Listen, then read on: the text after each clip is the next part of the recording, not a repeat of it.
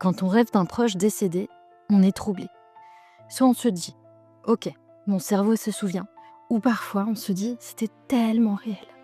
Mais alors, pourquoi ce rêve-là semble parfois si réel, plus réel que la réalité? Pourquoi la voix de celui qui est parti est si juste? Pourquoi ce regard est intact?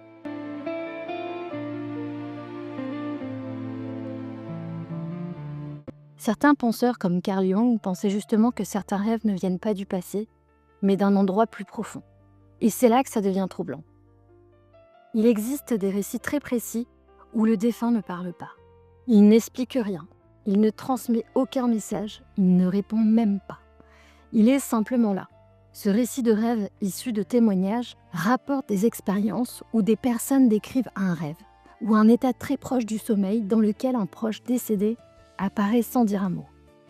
Ce silence est capital, parce qu'un souvenir en général parle, il rejoue une scène, il remet des mots. Ici, dans ce type de rêve, il n'y a pas de dialogue, pas de scénario, pas d'explication. Ce qui est décrit, ce n'est pas une histoire, c'est une présence. Dans ces récits, il n'est jamais question de preuve. Et pourtant, les personnes qui les vivent font souvent la même distinction. Elles ne disent pas « j'ai rêvé de lui », elles disent plutôt « il est venu me rendre visite ». Et cette différence-là mérite d'être entendue. Maintenant, il y a l'autre cas, celui qui bouleverse le plus, quand le défunt parle, quand tu as l'impression d'une vraie conversation. Dans la recherche sur les rêves de deuil, on observe que les rêves avec le défunt sont très fréquents et qu'ils peuvent avoir une fonction d'apaisement ou d'intégration du chagrin. Certaines études montrent aussi que le contenu du rêve est lié à l'état émotionnel du deuil et que, chez certaines personnes en souffrance, le rêve parle parce qu'il cherche à réparer quelque chose. Quand le défunt te parle en rêve, il peut se passer plusieurs choses. Je vais te donner 5 pistes. La première, c'est le non-dit. Le rêve ouvre une scène que la vie n'a pas permis. Une phrase jamais dite, ça peut être une demande de pardon, une gratitude, un adieu. La deuxième piste, c'est souvent la guidance intérieure. La personne que tu aimes est devenue une part de toi et ton psychisme emprunte sa voix pour t'aider à traverser une étape. Troisième piste, l'autorisation de vivre. Beaucoup de gens en souffrance d'ailleurs racontent que le défunt dit des phrases qui libèrent. « Je vais bien, avance, je suis fier de toi ». L'effet est souvent le même, ça dénoue. La quatrième piste, c'est le rêve du lien qui continue. Dans les approches contemporaines du deuil, on reconnaît que le lien peut continuer sous une autre forme. Et dernière piste, retiens bien, si le rêve te terrorise, t'enferme, t'empêche de vivre, ou te pousse à une obsession ou à la culpabilité, alors ce n'est plus une expérience apaisante, c'est une souffrance qui demande du soutien. Un rêve qui te détruit ou te marque négativement n'est pas un signe, c'est un signal. Pour Jung, les rêves ne sont pas des images aléatoires, ce sont des messages symboliques. Pas des messages à comprendre avec la tête, mais à ressentir. Jung explique que le rêve ne parle pas en logique, il parle en images, en figures, en présence. Et parfois, ces figures prennent le visage de ceux qui ont compté le plus pour nous. Chez Jung, c'est essentiel. La personne que tu vois en rêve, elle est un symbole vivant. Un symbole chez Jung, ce n'est pas une image figée. C'est quelque chose qui relie le conscient et l'inconscient. Quand un proche décédé te parle en rêve, par exemple, ce que ton inconscient met en scène, ce n'est pas la mort, mais c'est le lien. Voilà pourquoi ces rêves arrivent souvent quand quelque chose change, quand une étape se ferme ou quand une décision intérieure se prépare. Pour Jung, l'inconscient ne ressasse pas, il compense, il équilibre et il guide. Le proche décédé apparaît alors comme une figure de passage, un médiateur, pas pour expliquer, mais pour accompagner. Pourquoi ces rêves marquent autant alors ? Parce qu'en fait, ils touchent à une zone très particulière, celle où la raison s'arrête, mais où le sens commence. Jung parlait d'une frontière, ni totalement psychologique, ni totalement mystique. Alors, est-ce un message de l'au-delà ? Après les symboles, il reste une question simple. Pourquoi certaines personnes continuent-elles à sentir un lien avec ceux qui sont morts ? Pas un attachement maladif ? Pas un refus de la réalité ?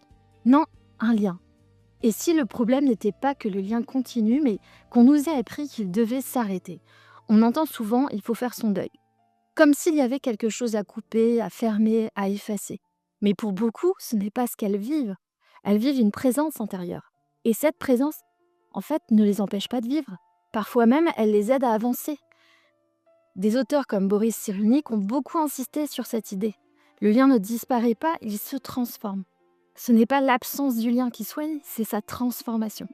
Et dans ce cadre-là, les rêves prennent un autre sens. Ce sont parfois des espaces où le lien trouve une autre forme. Personne ne peut décider à ta place quand un lien doit cesser. Peut-être que rêver d'un proche décédé ne veut pas dire qu'on refuse la mort, mais peut-être que ça signifie qu'on continue d'aimer autrement. Quand on parle de la mort, on parle presque toujours du point de vue des vivants. Mais en fait, très rarement, on écoute ceux qui s'en approchent. Et si, finalement, certaines réponses sur les rêves et la mort ne venaient pas de ceux qui restent, mais de ceux qui partent? Elisabeth Kubler-Ross a passé sa vie auprès de personnes en fin de vie pour écouter. Son travail repose sur des observations répétées, paroles simples, souvent cohérentes. Beaucoup décrivent un apaisement soudain, une sensation de présence et parfois une impression que des proches décédés sont là. Ce qui frappe, c'est la sobriété. Pas de paradis, pas de décor, pas de doctrine. Ce qu'elle décrit n'est pas une croyance, c'est un vécu humain rapporté. On entend un écho. Cette absence de message spectaculaire et cette présence silencieuse, cet apaisement qu'il y a bien dans les rêves. Je ne dis pas que ça explique quoi que ce soit. Je dis que ça existe, que c'est rapporté et que ça mérite quand même d'être entendu sans être ridiculisé. Marie-Louise von Franz a consacré sa vie à approfondir la lecture symbolique des rêves, dans une fidélité absolue à Jung et sans jamais céder à l'ésotérisme facile.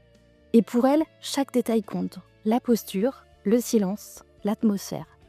Et surtout, ce qui n'est pas dit. Chez elle, un symbole n'explique pas, il agit. Le rêve ne vient pas dire « voilà ce que tu dois comprendre », il vient dire « quelque chose en toi est en train de changer ». Le rêve ne parle pas au mental, finalement, il parle à ce mouvement intérieur. Il est une figure symbolique, pas pour expliquer la mort, mais pour accompagner une transformation du vivant. Dans certains moments de vie, le lien agit comme une présence intérieure qui accompagne un passage. Quand le défunt est là, silencieux, ce n'est pas une absence de message, c'est une présence qui soutient, une présence qui dit sans mots « tu peux traverser ». Spirituellement, je ne vois pas là une explication à donner, mais une justesse à ressentir. Et peut-être que c'est pour ça que ces rêves marquent autant, pas parce qu'ils expliquent, mais parce qu'ils accompagnent au moment juste un mouvement intérieur déjà en cours. Et toi, est-ce que ce type de rêve t'a déjà profondément troublé?